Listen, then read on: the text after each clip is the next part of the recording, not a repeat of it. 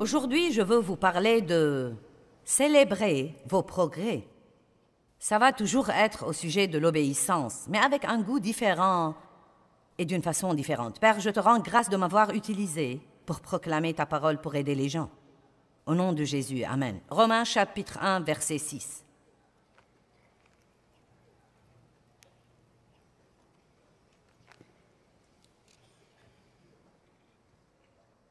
J'enseigne de la Bible amplifiée. Si vous n'avez pas une Bible amplifiée, vous devez probablement en acheter une.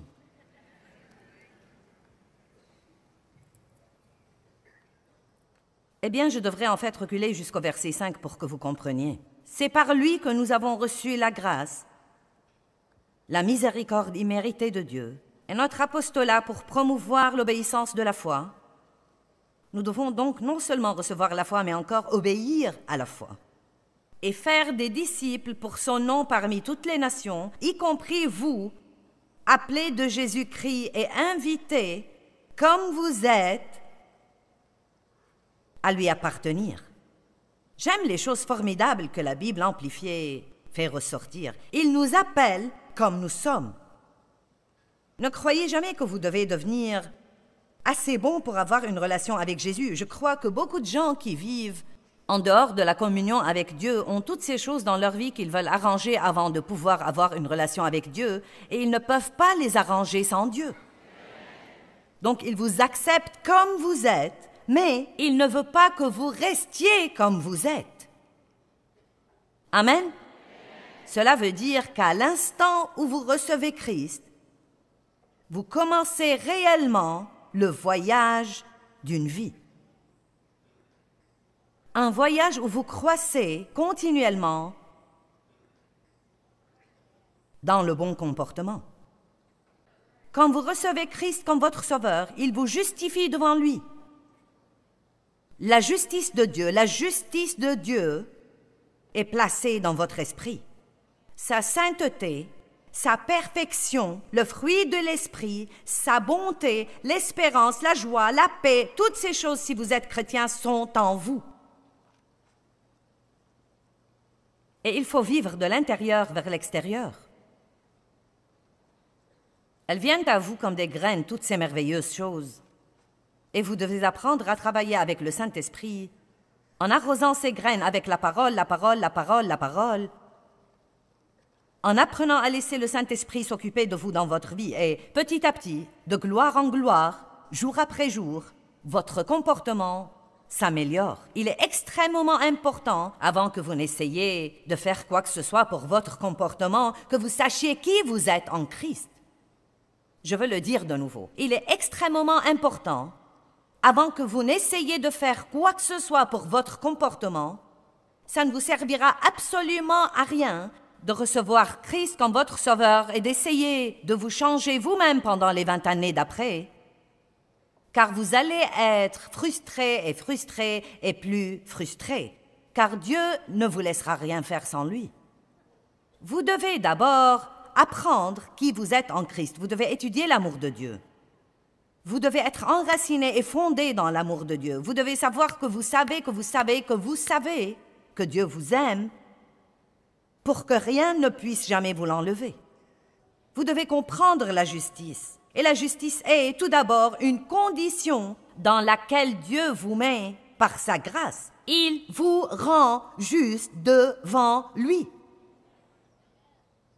En fait, il vous sanctifie. Il vous perfectionne dans l'esprit. Dieu ne vous demandera jamais de faire quelque chose qu'il ne vous donne pas la capacité de faire. Donc Dieu ne va pas vous demander d'avoir le bon comportement sans vous justifier d'abord à l'intérieur.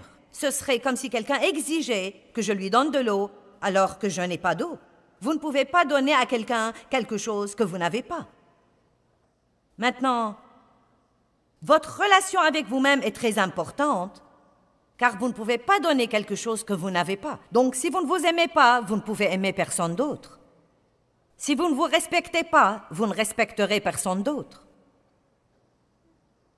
Dieu nous aime, il veut que nous recevions cet amour, que nous apprenions à nous aimer nous-mêmes, puis laisser cet amour passer par nous. Nous devons avoir des buts, et notre but numéro 1 devrait être d'aimer les autres. Je crois vraiment que c'est tout ce dont il s'agit. Je vous donne un commandement nouveau. Aimez-vous les uns les autres comme je vous ai aimés. À ceci, tous connaîtront que vous êtes mes disciples. Maintenant, la Bible nous dit d'être parfaits. Regardons en fait ce que dit Matthieu 5,48 dans la Bible amplifiée, car ça me faisait peur quand je le lisais dans la traduction King James. Je ne dis pas que King James fait peur, mais j'avais besoin de comprendre ce que cela signifiait. Soyez parfaits, je disais, Dieu, j'essaye, et tous les jours, je gâche tout. Et je le lisais de nouveau, soyez parfaits, et je disais, j'essaye, je crois que je vais me lever et faire plus d'efforts aujourd'hui. Et à la fin de ce jour-là, j'allais me coucher et je sentais que j'étais une ratée. Quelqu'un est passé par là? Mais Matthieu 5,48 m'aide à le comprendre.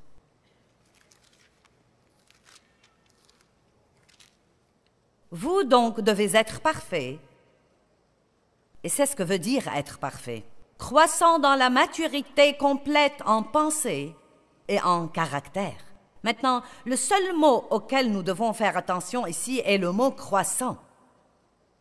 Croissant. Nous ne sommes pas adultes, nous croissons et nous croîtrons jusqu'à ce que Jésus revienne nous prendre. Donc, j'ai prêché tout le week-end sur l'obéissance et combattre agressivement le péché et combattre la tentation. Et je ne suis pas du tout en train de vous dire que vous n'allez pas faire d'erreurs, mais que vous ne pouvez pas avoir une attitude laxiste à l'égard des erreurs. Et je crois que si vous prenez le message du Dieu de la grâce et de la miséricorde vous aime, aux dépens du message de l'obéissance, alors là, vous ne ferez pas l'effort de coopérer avec le travail du Saint-Esprit. Vous ne pouvez pas faire ça tout seul, mais Dieu ne va pas le faire à votre place sans votre coopération. Dieu nous envoie un partenaire divin quand nous recevons Christ, parce qu'il y a quelque chose qu'il veut faire par nous. Il le met en nous, mais nous avons besoin d'aide pour le sortir de l'intérieur de nous à l'extérieur où il peut aider les autres. Et c'est formidable d'être sauvé et d'aller au ciel, mais il y a des tas de gens autour de vous qui iront en enfer. Et ils ne croiront pas un mot de ce que vous dites si vous avez toujours un comportement mauvais, sans amour, désobligeant. Notre comportement est donc très, très, très important. 2 Corinthiens 3, 18, pas besoin d'y ouvrir. Ces versets disent « Comme nous continuons dans la parole ». Vous devez aimer la parole, vous devez étudier la parole, vous devez écouter la parole. Comme vous continuez dans la parole de Dieu, vous voyez son image et vous êtes continuellement en train. C'est un travail continu. Vous êtes continuellement en train d'être transformé à son image, d'un degré de gloire à un autre, de gloire en gloire, en gloire, en gloire, en gloire. Donc, laissez-moi vous dire tout de suite, si vous n'êtes pas là où vous devez être ce matin, surmontez ça. Au moins, vous n'êtes pas où vous étiez. Amen. Mais nous n'allons jamais dire seulement « Oh, eh bien, Dieu m'accepte comme je suis. » Oui, il nous accepte comme nous sommes, mais il ne veut pas que nous restions comme nous sommes. Toute et chaque personne doit travailler avec le Saint-Esprit pour avoir un meilleur comportement et une relation plus étroite avec Dieu. Amen. Proverbe 4, 18 dit « Le chemin des justes grandit en clarté chaque jour. » Pouvez-vous repenser à l'année passée et dire « Je me suis amélioré depuis l'année dernière. Mon comportement s'améliore. Je suis plus patient. Je suis plus généreux. Je suis moins égoïste. Dieu travaille certainement en moi. » Nous devrions tous pouvoir dire ça. Mais ce que le diable veut faire, c'est de venir tous les matins et vous rappeler le chemin que vous devez encore faire et ce que vous n'êtes pas, vous n'êtes pas, vous n'êtes pas. Et donc, vous devez savoir qui vous êtes pour que vous puissiez lui dire qui vous êtes quand il vous dit ce que vous n'êtes pas. Vous devez apprendre à répondre au diable. C'est ce dont parle ce livre intitulé « La puissance secrète de prononcer la parole de Dieu à haute voix ». Il vous aide à apprendre à répondre au diable. La parole de Dieu est une épée. Et quand vous apprenez à la prononcer dans la foi, les choses commencent à changer. Je sais que vous connaissez ces versets si vous êtes dans la parole de Dieu depuis longtemps, mais je veux cependant que nous regardions ce que dit Paul dans Philippiens 3. Le verset très connu, « Oubliant ce qui est en arrière et me portant vers les bonnes choses qui sont en avant ». Philippiens 3, 11 jusqu'à 14. Paul dit « Afin de parvenir, s'il est possible, à la résurrection spirituelle et morale qui me ressuscite d'entre les morts. » Et il parle, vous savez, de ne pas être insensé, paresseux, comme tous les autres dans le monde, mais de vivre dans la puissance de la résurrection. Or, il dit « Non que j'ai déjà obtenu cela ou atteint cet idéal, ou que je sois déjà devenu parfait, mais je m'élance, que tout le monde dise « je m'élance ». Cherchant à saisir et à prendre à moi la chose pour laquelle Jésus-Christ m'a saisi et m'a pris à lui. Frère, je n'estime pas l'avoir déjà saisi et me le suis approprié, mais je fais une chose, c'est ma seule aspiration, oubliant ce qui est en arrière et me portant vers ce qui est en avant. Je cours en fait vers le but pour remporter le prix que Dieu nous appelle à remporter. Donc, dans ces quelques versets, nous voyons « je m'élance »,« je me porte en avant » et « je m'élance de nouveau ». Donc, bien que ce soit le travail de Dieu qui se fait en nous et que nous ne puissions rien faire sans son aide et sa grâce, la Bible nous enseigne clairement dans Galates 3 que nous n'avons pas nous-mêmes accompli notre salut. Nous n'avons pas reçu l'Esprit de Dieu par les œuvres. Comment pouvons-nous espérer nous perfectionner par un moyen autre que le travail du Saint-Esprit? Néanmoins, il y a l'effort de coopérer. Le Saint-Esprit ne va pas venir tous les jours étudier votre Bible à votre place. Le Saint-Esprit ne va pas arranger votre programme là où vous avez le temps de prier et d'étudier la parole. Vous avez dû prendre une décision pour venir ici. Vous avez dû prendre une décision et vous avez dû faire un effort pour faire ça. Maintenant, je suis sûre que si tous ceux que Dieu avait incités à venir lui avaient obéi, les gens seraient hors des portes à faire la queue dans les rues. Vous voyez, tout le monde ne fait pas ce que Dieu lui dit de faire. En fait, ce serait probablement très pathétique de comparer le nombre de chrétiens qui font ce que Dieu leur dit de faire à ceux qui ne le font pas. Quelqu'un peut dire Amen? Maintenant, nous sommes justifiés devant Dieu par Christ et je veux que nous regardions d'autres versets. Je prends le temps de jeter les fondements parce que je veux que vous compreniez qu'il va falloir travailler à ça. Vous ne devez pas recourir aux œuvres de la chair, mais il va falloir travailler avec Dieu. Et il y a une différence. Donc, Philippiens 2, reculez de 2 pages si vous avez vos Bibles. Ils vont être sur l'écran. 12 et 13. Je lis très rarement ce passage tout entier dans une réunion, car dans la Bible amplifiée, c'est vraiment long, long, long. Mais je crois que ça vaut la peine de prendre le temps et le regarder. Ainsi, mes bien-aimés, comme vous avez toujours obéi à mes suggestions, non seulement avec l'enthousiasme que vous montrez en ma présence, mais bien plus parce que je suis absent. Et c'est ce que je veux vous dire aujourd'hui. Vous pouvez vous asseoir et applaudir pour tout ce que je dis et dire Amen dans tous les bons endroits. Et je suis contente que vous soyez enthousiaste, mais je vais partir d'ici en moins d'1 heure et je veux savoir que la semaine prochaine, quand personne ne vous encourage, que vous allez toujours être tout aussi enthousiaste en ce qui concerne suivre Dieu et faire ce qu'il veut que vous fassiez. Vous voyez, le problème est là. Nous nous comportons bien à la réunion, mais quand nous rentrons à la maison, allez! Maintenant, certains d'entre vous pensent déjà au désastre parce que vous avez voyagé et vous avez laissé des instructions avec vos époux et vos enfants quant à comment vous vous attendez à trouver les choses quand vous rentrez. Et vous avez déjà fait un plan. Si je passe cette porte d'entrée et que cette maison est en désordre et que ces enfants n'ont pas fait leur devoir, je vais piquer une crise. Eh bien, ceci ne va-t-il pas être un grand témoignage de votre week-end dans la parole? Amen? Je ne suggère pas que vous n'apportiez pas de correction là où il faut, mais vous devez faire attention à vos pensées. Amen? Vous rentrerez chez vous. Et je ne peux pas vous promettre que tout à la maison va être différent de ce qu'il n'était quand vous avez quitté. Je sais que c'est un peu énervant, mais il faut que je vous dise la vérité. Mais je peux vous promettre une chose, vous serez différent. Vous serez différent Et Dieu est loin d'être aussi intéressé au changement de votre circonstance qu'à votre changement. Car quand votre circonstance actuelle est finie, il y en aura une autre sur ses talons. Il faut bien vous dire la vérité. Mais comme Dieu nous change et que nous sommes fortifiés par son esprit, croyez-moi, les trucs qui nous dérangeaient et nous exaspéraient et nous contrariaient pendant des jours, nous n'y faisons même plus attention. Donc il dit, non seulement quand je suis là, je veux que vous soyez enthousiastes, mais quand vous rentrez à la maison, que vous restiez enthousiastes. Maintenant, il dit, travaillez à cultiver, réaliser le but et compléter entièrement votre salut avec vénération et crainte et tremblement, avec méfiance, prudence sérieuse, sensibilité de conscience, vigilance contre la tentation, reculer craintivement devant tout ce qui pourrait offenser Dieu et discréditer le nom de Christ. Non, mais nous avons un gros travail. Amen.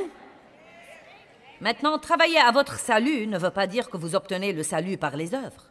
Cela veut dire que vous coopérez avec le Saint-Esprit afin que ce que Dieu a fait en vous soit travaillé à travers vous pour que les autres puissent le voir. Mais j'aime le verset 13, et pas par votre propre puissance. Alléluia! C'est là où j'étais piégée si longtemps dans la religion. J'essayais d'être bonne. J'essayais d'avoir un sens de mérite et de justice. Et quelle bonne nouvelle c'était de découvrir que j'étais justifiée en fait devant Dieu par sa grâce, que je ne devais pas travailler pour ça, qu'il m'aimait tout le temps, dans les pas si bons jours et dans les bons jours. Et je n'essaye pas d'obéir à Dieu pour l'amener à m'aimer. J'obéis à Dieu parce qu'il m'aime, pour lui montrer que je l'aime.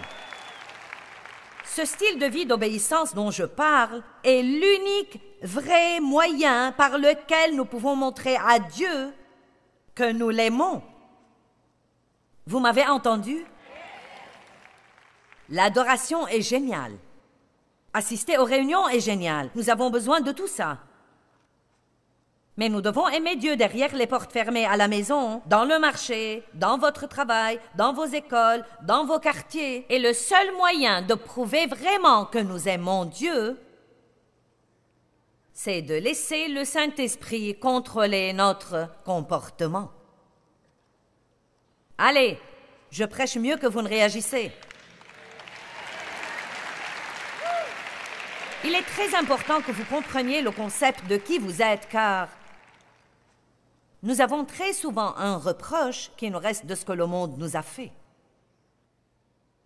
Et si vous lisez Josué 5 avant qu'il n'entre pour prendre la ville de Jéricho, Dieu a dû faire quelque chose. Il a dit aujourd'hui, j'ai roulé loin de vous l'opprobre d'Égypte.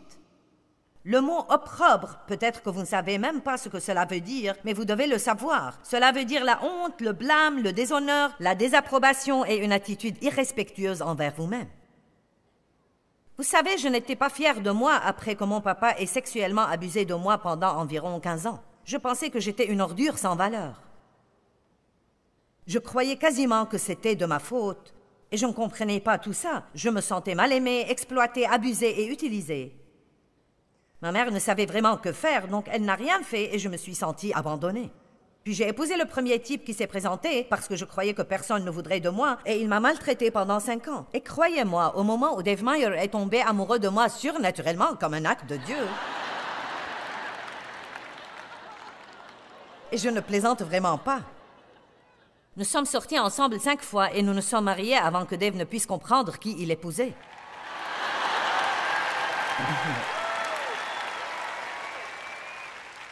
Il a eu un de ces moments que vous voyez dans les films d'amour. Quand il m'a vue pour la première fois, il a su que j'étais la fille qu'il voulait épouser. Ce devait être un acte de Dieu car j'étais mademoiselle, je sais tout depuis le début. Mais j'étais un malheureux gâchis. Eh bien, Dave est un bon type chrétien, rempli de l'esprit, qui aime Dieu, qui a un bon caractère pieux, et donc, évidemment, vous savez, nous allions à l'église tous les dimanches. Et j'étais sincère, non mais j'ai pris des cours de catéchisme et je suis devenue membre d'église, et vous savez, j'ai fait tout ce qu'on est censé faire, mais j'étais toujours un gâchis.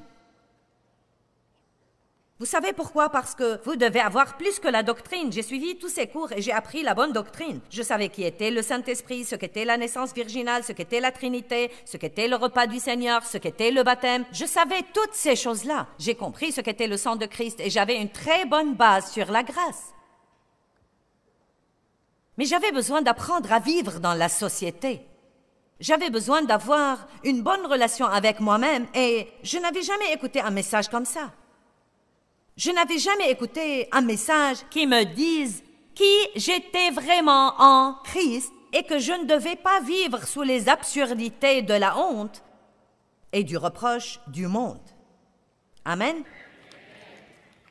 Apocalypse 12, 10. Et j'entendis dans le ciel une voix forte qui disait « Maintenant est venu le salut et la puissance et le royaume, la domination, le règne de notre Dieu et le pouvoir, la souveraineté, l'autorité de son Christ le Messie. » Pourquoi? Car l'accusateur de nos frères, celui qui accusait les élus de Dieu, a été précipité.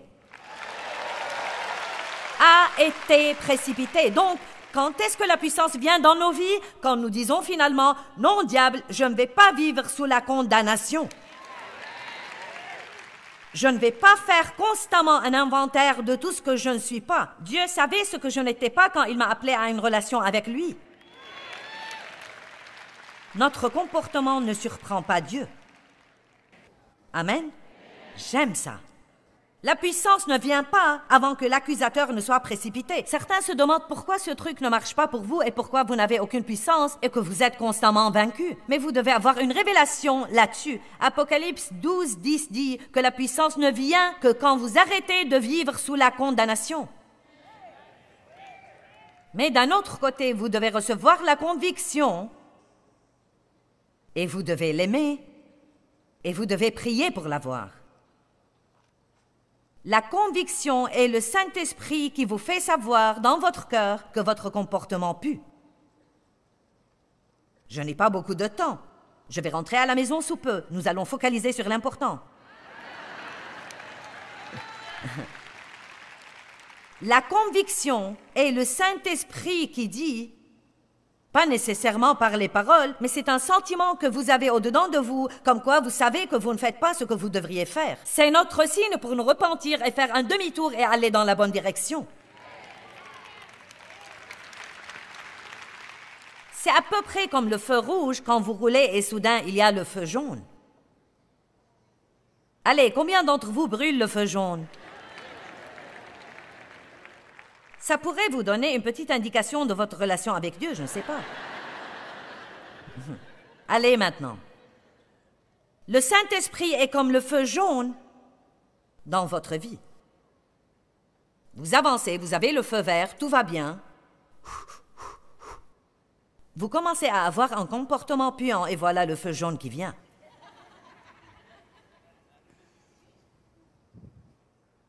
Si vous vous comportez dans votre relation avec Dieu comme un roulant, vous êtes probablement pressé et vous pensez « Oh, je peux me permettre ça. »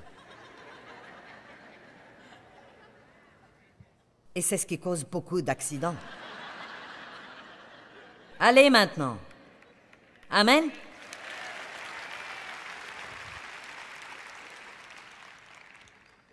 De plus, je crois que quand vous sentez la conviction du Saint-Esprit, vous devriez célébrer. Je crois que vous devriez vous réjouir et être très heureux que vous puissiez la sentir. Je ne crois pas que nous comprenons que cette conviction est un merveilleux don. Dans ma vie, le Saint-Esprit ne laisse rien passer. Et plus je sers Dieu, plus je deviens sensible au mauvais comportement. Plus je le comprends vite. Et c'est ce qui devrait arriver. Vous savez, il y a maintenant des choses dont je suis sérieusement convaincue et qu'il y a 20 ans, je n'aurais pas du tout reconnu. Pas du tout. Et cela veut dire que je grandis. Quand vous comprenez à quel point Dieu vous aime, cela vous aide à faire la différence entre la vraie conviction du Saint-Esprit qui nous fait savoir que nous faisons quelque chose s'il veut que nous changions, et la condamnation du diable, qui simplement nous donne mauvaise conscience de nous-mêmes. La conviction nous élève pour nous libérer de quelque chose. La condamnation nous pousse sous le joug de quelque chose. Et je veux vraiment que vous fassiez la différence.